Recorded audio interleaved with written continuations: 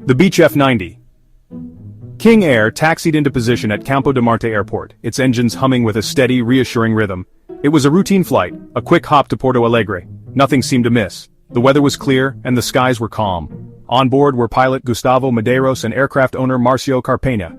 Both were experienced and confident. They were businessmen, colleagues, friends. Their bond was strong, built over years of shared ventures and mutual respect. They had plans, dreams, futures. Conversations about upcoming projects and personal aspirations filled the cabin.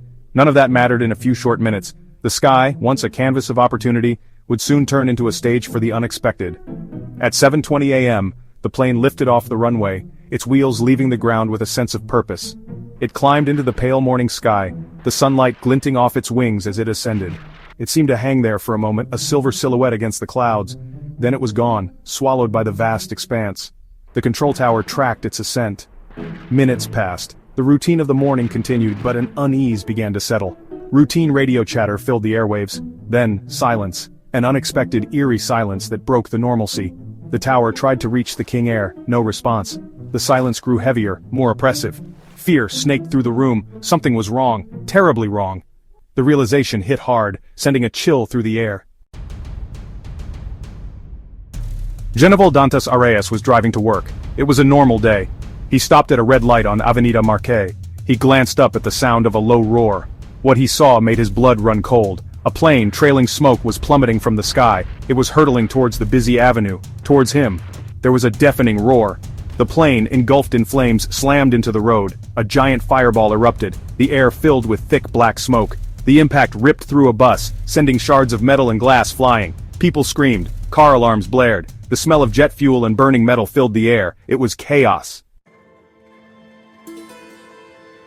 The explosion shook buildings for blocks, sending shockwaves through the city. Windows shattered, and structures groaned under the pressure. People poured into the streets, drawn by the plume of black smoke billowing into the sky.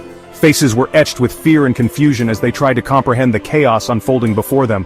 Emergency vehicles raced towards the crash site, sirens wailing. Fire trucks, ambulances, and police cars weaved through the congested streets, their lights flashing urgently. Firefighters, paramedics, and police officers rushed towards the inferno. Their faces were grim, but their movements were precise. They knew that every second was crucial in saving lives. Every second counted. The injured stumbled from the wreckage, dazed and bleeding. Paramedics worked swiftly to stabilize them, their hands moving with practiced efficiency. A woman, her clothes torn, screamed for her child. Her cries pierced the air, a haunting reminder of the human cost of the disaster. A motorcyclist lay motionless on the ground. The scene was a nightmare, a tableau of destruction and despair. But amidst the horror, stories of courage emerged. Ordinary people became heroes, risking their lives to save others. Passers-by, ignoring the danger, pulled victims from the burning bus. Their bravery was a beacon of hope in the darkness. Doctors and nurses from nearby offices rushed to provide first aid. Their quick response saved countless lives, their expertise a lifeline in the chaos. In the face of tragedy, humanity shone through. The community came together, showing support and solidarity, proving that even in the darkest times there is light. The investigation is ongoing. Experts from the Brazilian Air Force are meticulously combing through the wreckage, piece by piece, in search of clues.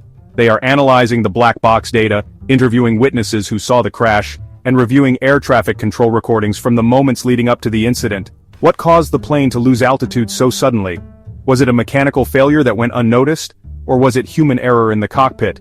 These haunting questions linger in the minds of the families of the victims, who are left searching for answers and closure. Two families are left grappling with unimaginable loss, their lives forever changed by this tragic event. 6 others struggle with injuries, both physical and emotional, as they try to piece their lives back together. The tragedy of Flight 720 is a stark reminder of the fragility of life and the unpredictability of fate. It serves as a reminder that even in the everyday routine of life, danger can lurk around the corner waiting to strike when least expected. But it is also a testament to the resilience of the human spirit, to the courage and compassion that emerge in the face of unimaginable tragedy as communities come together to support one another.